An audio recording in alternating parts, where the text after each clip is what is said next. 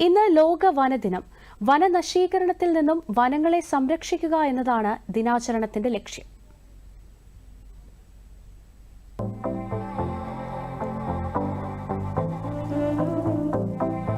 വനങ്ങൾ സംരക്ഷിക്കുക, വനനശീകരണത്തിന്റെ ദൂഷ്യഫലങ്ങളെപ്പറ്റി ജനങ്ങളെ ബോധവൽക്കരിക്കുക തുടങ്ങിയ ലക്ഷ്യങ്ങൾ മുൻനിർത്തി 2012 മുതലാണ് ദിനാചരണത്തിന് തുടക്കം കുറിച്ചത്.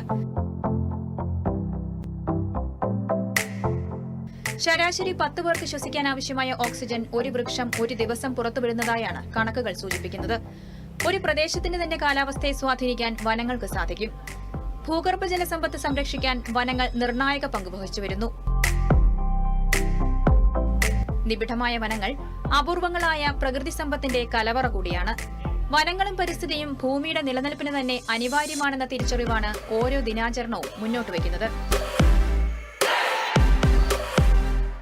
ഏകദേശം 160 കോടി ജനങ്ങൾ അവരുടെ ഭക്ഷണം, താമസം, ഊർജ്ജം, മരുന്ന് എന്നിവയ്ക്കായി വനങ്ങളെ ആശ്രയിക്കുന്നുണ്ടെങ്കിലും ഇന്ന് സംഭവിച്ചുകൊണ്ടിരിക്കുന്ന വനനശീകരണത്തിന്റെ തോത് വളരെയധികം ഭീതിയുണർത്തുന്നതാണ്.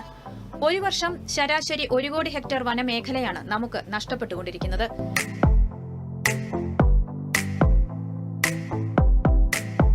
ഇന്നത്തെയും ഭാവി തലമുറയുടെയും അഭിവൃദ്ധിക്കും ക്ഷേമത്തിനും വേണ്ടി വനത്തിന്റെയും വനത്തിനു പുറമേയുള്ള ജൈവ വൈവിധ്യത്തിന്റെയും പ്രാധാന്യത്തെക്കുറിച്ച് ഓർമ്മപ്പെടുത്തുന്നതിനും അവബോധം സൃഷ്ടിക്കുന്നതിനുമായി വിവിധ പരിപാടികളാണ് ആവിഷ്കരിച്ചു വരുന്നത്.